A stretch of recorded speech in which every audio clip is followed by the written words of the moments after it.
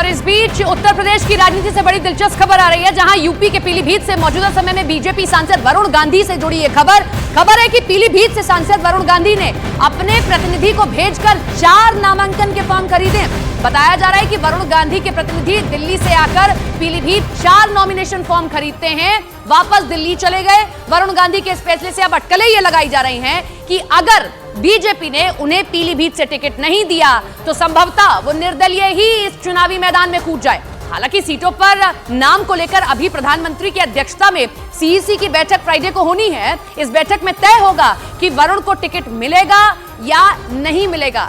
लेकिन कई जगह ऐसी खबरें आ रही हैं कि हो सकता है कि वरुण गांधी को टिकट नहीं मिले। अगर नहीं मिलता तो क्या वो निर्दलीय चुनावी मैदान में जा रहे हैं? हिमाचल प्रदेश में पूर्व मुख्यमंत्री वीरभद्र सिंह की पत्नी और मंडी से सांसद प्रतिभा सिंह ने चुनाव लड़ने से इंकार कर दिया। लेकिन बड़ी खबर ये नहीं है कि वो चुनाव नहीं लड़ेंगी, बल्कि उन्होंने चुनाव ना लड़ने की जो वजह बताई उसने सबको हैरान कर दिया। ऐसा इसलिए क्योंकि प्रतिभा सिंह ने यह ऐलान कर दिया कि इस बार मंडी में कांग्रेस का जीतना बेहद कठिन होगा, क्योंकि उन्होंने दावा किया कि मंडी के कांग्रेस कार्यकर्ताओं का मनोबल पूरी तरह टूट चुका है। शिमला पहुंची प्रतिभा सिंह ने साफ कर दिया कि अगर पार्टी चाहे तो भी वो मंडी से चुनाव नहीं लड़ेंगी, क्योंकि उन्हें लगता है कि इस बार मंडी कांग्रेस के हाथ से छिटक जाएगा। प्रतिभा सिंह ने आरोप लगाया कि मंडी में कांग्रेस की एक कमजोर स्थिति इसलिए हुई क्योंकि मुख्यमंत्री सुखविंदर सिंह सुक्खू ने वक्त रहते चुनाव की तैयारियों की सुध तक नहीं ली। एक एमपी फंड बांटने से कोई इलेक्शन नहीं जीता जा सकता। हमारा वर्कर थोड़ा निराश बैठा है। इस मामले ने ज्यादा तूल इसलिए पकड़ा क्योंकि प्रतिभा सिंह हिमाचल कांग्रेस की अध्यक्ष हैं और उन्होंने सीधे सीधे राज्य की सरकार के चेहरे पर ही हमला बोल दिया।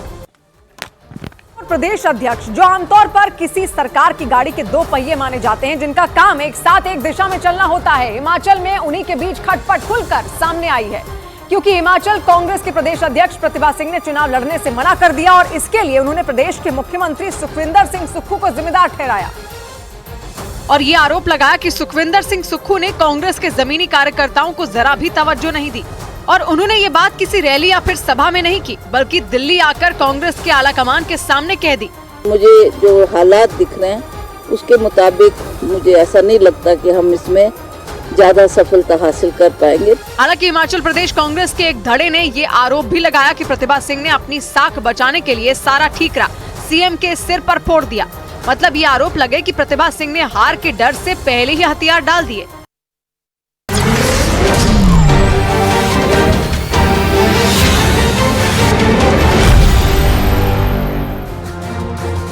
नमस्ते, मैं हूं पंकज भार्गव। सुबह के 8 बजने को हैं। आप देख रहे हैं न्यूज 18 इंडिया मॉर्निंग प्राइम। खबरों की दुनिया का ऐसा तूफानी बुलेटिन जो आपको देगा हर खबर की इनसाइड स्टोरी, जो आपको दिखाएगा खबरों की सच्ची और सुलझी हुई तस्वीर। इसलिए जुड़े रहिए हमारे साथ, क्योंकि मॉर्निंग प्राइम में हम आपके लिए लेकर आए हैं वो खबरें जो डालती हैं आप पर सीधा असर। खबरों पर होगी विस्तार से चर्चा। हमारे साथ रिपोर्टर्स होंगे, वरिष्ठ पत्रकार होंगे जो देश की राजनीति पर रखते हैं बारीक नजर। शुरू करते हैं मॉर्निंग प्राइम। सबसे पहले आपको दिखाते हैं आज की सुपर 10 खबरें। सुपर 10 में 10वीं खबर, पाकिस्तान के ग्वादर पोर्ट कॉम्प्लेक्स पर बड़ा आतंकी हमला, ऑटोमेटिक वेपन और हथगोलों से किया अटैक, 7 लोगों के मारे जाने की खबर। सुपर 10 में 9वीं खबर, असम पुलिस की गिरफ्त में आया ISIS का इंडिया चीफ हारिस फारूकी। बांग्लादेश की सीमा पार कर असम के धुबरी पहुंचा था फारूकी। ISIS चीफ का एक और साथी भी चढ़ा पुलिस के हाथ। सुपर 10 में 8वीं खबर, बदायूं में नाबालिग भाइयों के डबल मर्डर के दूसरे आरोपी जावेद पर 25,000 के इनाम का ऐलान, साजिद एनकाउंटर की मजिस्ट्रियल जांच के आदेश, डीएम ने 15 दिन के अंदर जांच करने के ऑर्डर दिए। सुपर 10 में 7वीं खबर, पीलीभीत से इंडिपेंडेंट चुनाव लड़ सकते हैं वरुण गांधी, अपने प्रतिनिधि को भेजकर 4 नामांकन पत्र खरीदे। एसपी के राम गोपाल यादव ने कहा बीजेपी ने काटा वरुण का टिकट तो पार्टी कर सकती है विचार। अखिलेश ने कहा वरुण गांधी से नहीं हुआ किसी तरह का कोई संपर्क। सुपर 10 में 6ठी खबर, समाजवादी पार्टी ने 6 और सीटों पर किया उम्मीदवारों के नामों का ऐलान।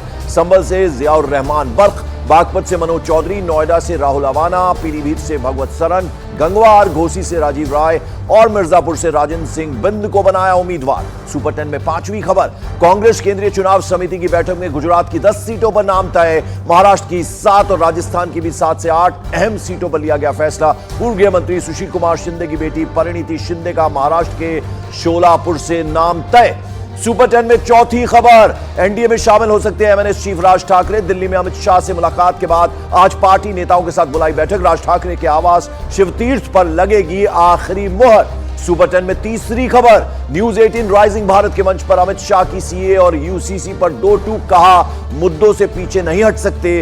राहुल गांधी पर लगाया तुष्टीकरण की राजनीति का आरोप। सुपर 10 में दूसरी खबर, राइजिंग भारत के मंच से प्रधानमंत्री नरेंद्र मोदी का विपक्ष पर बड़ा हमला। बोले, एक तरफ हम तीसरे टर्म के पहले 100 दिन का प्लान बना रहे हैं, विपक्ष बना रहा है मोदी को गाली देने का कीर्तिमान। और सुपर 10 की पहली खबर, राइजिंग भारत के मंच से प्रधानमंत्री नरेंद्र मोदी का भ्रष्टाचार पर भी बड़ा बयान। कहा, देश में करप्शन के खिलाफ सख्त कार्रवाई, नहीं बख्शा जाएगा एक भी भ्रष्टाचारी। और मॉर्निंग प्राइम में सबसे पहले बात न्यूज 18 राइजिंग भारत के उस मंच की जहां से देश के प्रधानमंत्री नरेंद्र मोदी ने भ्रष्टाचार और आतंकवाद समेत कई मुद्दों पर अपनी बेबाक राय रखी है। पीएम मोदी ने कहा कि देश में भ्रष्टाचारियों के खिलाफ सख्त एक्शन लिया जा रहा है, किसी भी भ्रष्टाचारी को बख्शा नहीं जाएगा। साथ ही प्रधानमंत्री नरेंद्र मोदी ने राइजिंग भारत के मंच से पूरी दुनिया को यह मैसेज, यह संदेश दिया कि आज का भारत आतंक को सहने वाला नहीं है, बल्कि नया भारत आतंक को मुंह तोड़ जवाब देना भी जानता है। इसके अलावा प्रधानमंत्री मोदी ने न्यूज 18 राइजिंग भारत के मंच से विरोधियों पर भी जमकर प्रहार किए। अपने घोटालों को डिफेंड करने में जुटी रहती थी। आज स्थिति एकदम अलग है।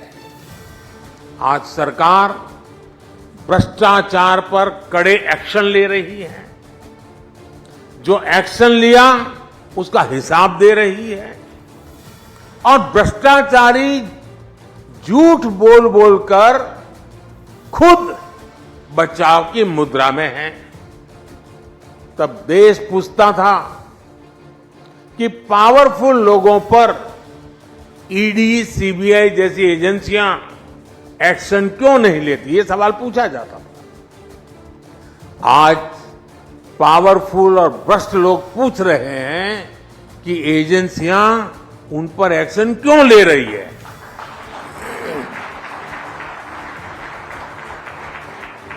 ये अंतर 10 सालों में आया है।